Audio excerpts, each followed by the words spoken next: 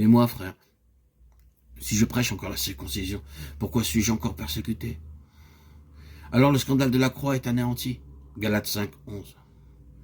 Si Paul avait seulement continué à annoncer la circoncision, il aurait pu éviter la persécution et être libéré de l'inévitable scandale généré par le message de la croix. Il est d'un fait évident que, quel que soit le lieu où la croix du Seigneur Jésus-Christ a été annoncée avec fidélité, cela n'a pas amené que de l'espérance et une vie nouvelle à quelques-uns. Cela a apporté aussi beaucoup de troubles à bien d'autres. Où que ce message soit annoncé, il a provoqué de l'antagonisme.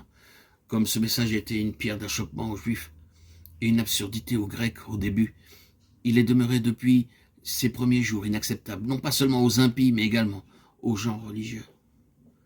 Cela est vrai, malgré le fait que la croix est le symbole le plus populaire.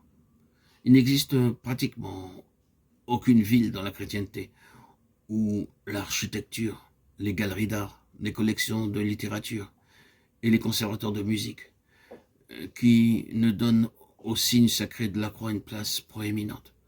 Il est donc regrettable qu'autant de prédications et d'enseignements dans l'Église chrétienne se limitent au Jésus de l'histoire, qui présente un Christ sans croix, ou à une interprétation de la croix qui est bien inférieure à celle des Écritures. Malgré cela, le message consistant de toute la Bible est que la croix est l'instrument de Dieu pour le salut. Elle en est son moyen unique et pleinement suffisant.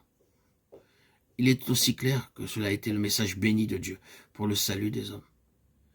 Il prédominait au temps du Nouveau Testament, et le recouvrement et la remise en valeur de certains aspects essentiels et vitaux de cette croix. Et cette croix a provoqué certains mouvements.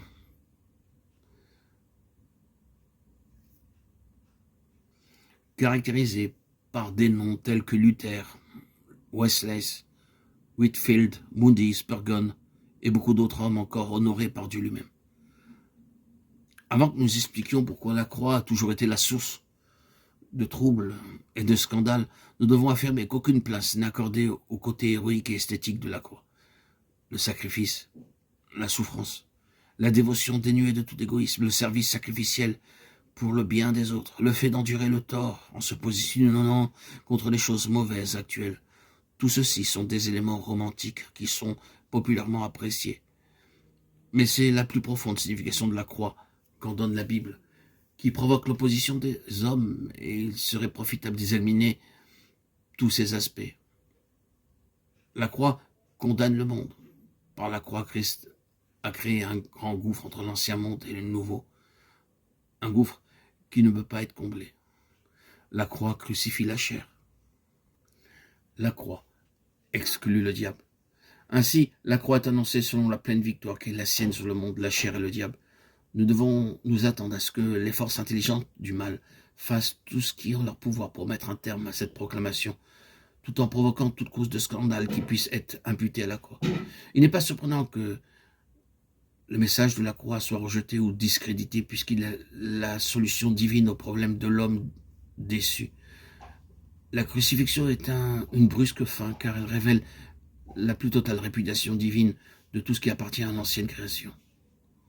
Néanmoins, pour le croyant, la croix telle qu'elle est présentée dans l'Évangile est la puissance de Dieu pour le salut.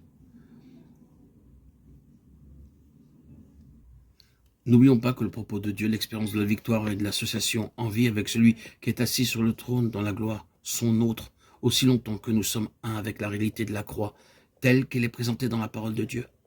Peut-être cela est-il résumé au mieux dans ce passage. Eux l'ont vaincu à cause du sang de l'agneau et à cause de la parole de leur témoignage, et ils n'ont pas aimé leur vie, même jusqu'à la mort. Apocalypse 12, 11.